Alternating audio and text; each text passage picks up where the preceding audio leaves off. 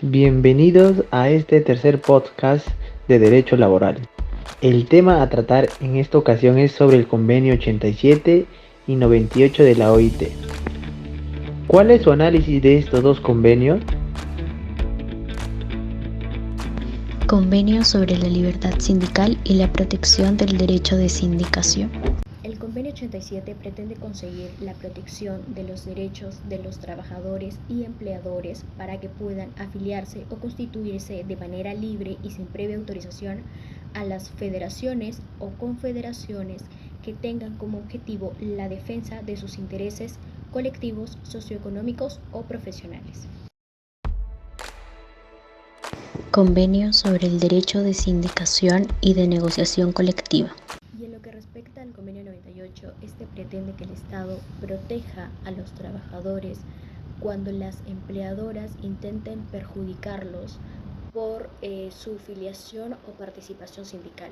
También la protección ante injerencias, es decir, evitar que las empleadoras dominen los sindicatos de los trabajadores o contribuyan económicamente a ellas. Ambos convenios tienen rango constitucional, es decir, que son derechos reconocidos constitucionalmente en el artículo 28 de la Constitución Política del Perú, en concordancia con el derecho a la libertad de expresión, el derecho a huelga y con la Constitución de la Organización Internacional del Trabajo. El Perú ha ratificado el Convenio 87 el 2 de marzo de 1960 y el Convenio 98 el 13 de marzo de 1964. Ambos se encuentran actualmente en vigor y son empleados en distintos regímenes para regular y defender los derechos de sindicalización y negociación colectiva tanto en el sector público como privado.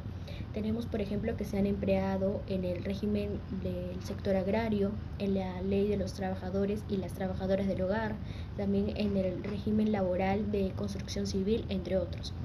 Para que la libertad sindical sea eficaz, se requiere que no se vulnere el derecho tanto de sindicalización como negociación colectiva y el derecho a huelga. Importancia del Convenio 87 y 98. Estos convenios son beneficiosos tanto para los trabajadores como empleadores al momento de entablar un diálogo tripartito. Digo que es beneficioso porque va a permitir reducir el tiempo y que se dé de manera ordenada y con fluidez, donde tanto los trabajadores como empleadores mediante sus gremios van a discutir los puntos controvertidos que les resulten más convenientes y ventajosos. Este es un punto importante que se va a tomar en cuenta, ya que el Convenio 98 de la OIT dispone y fomenta el uso adecuado de los procedimientos para una correcta negociación colectiva. A pesar que el Estado peruano ha ratificado estos dos convenios para orientarse y plasmar sus normas constitucionales, en la práctica no goza de un eficiente cumplimiento. Es por ello que los trabajadores recurren a las huelgas. Ahora, el derecho a huelga surge como un mecanismo de presión hacia las empleadoras por parte de los trabajadores para poder conseguir mejoras laborales. Un ejemplo, en el Perú un aproximado de 54 huelgas, la gran mayoría fueron declaradas improcedentes o ilegales y un poco porcentaje logró gozar de la eficacia necesaria para poder conseguir su objetivo. Esta represión del derecho a huelga es contrario y vulnera la Constitución Política del Perú, al igual que el Convenio 87 y 98 de la OIT, ya que no permite que los representantes de los trabajadores puedan elegir la forma de cómo desean ejercitar su derecho de sindicación. ¿Algunos ejemplos que podía hacer mención? Ejemplo 1. Sí, claro, puedo dar dos ejemplos. Uno de ellos es el paro agrario del 2021, donde muchos de los trabajadores de la agroindustria salieron a protestar en distintas regiones de la costa peruana, denunciando maltratos y malas condiciones laborales. En ese entonces se evidenció cómo el gobierno hacía uso de la fuerza policial sin justificación alguna, causando el deceso de trabajadores por impactos de bala. Otro de los problemas que surgió es que al querer impulsar una mesa de diálogo no existía una federación que representara a todos los trabajadores, ya que no se llevaba una sola voz. Incluso a algunos trabajadores que realizaban las huelgas en otras regiones no reconocían al estudiante que había viajado a la capital como portador. Ejemplo 2. Otro ejemplo es que uno de los dos sindicatos formados en la empresa Multiservicios Terrón SRL es dirigida por el amigo del gerente que es trabajador, siendo el sindicato A más reprimido a comparación del sindicato B. Entonces, los trabajadores que integran este primer sindicato son constantemente amenazados de ser despedidos si es que causan alborotos dentro de la empresa. Esta situación es de conveniencia obviamente del gerente porque no le da mucho problema a la empresa al reclamar sus derechos y no acatan las constantes huelgas a comparación del sindicato A.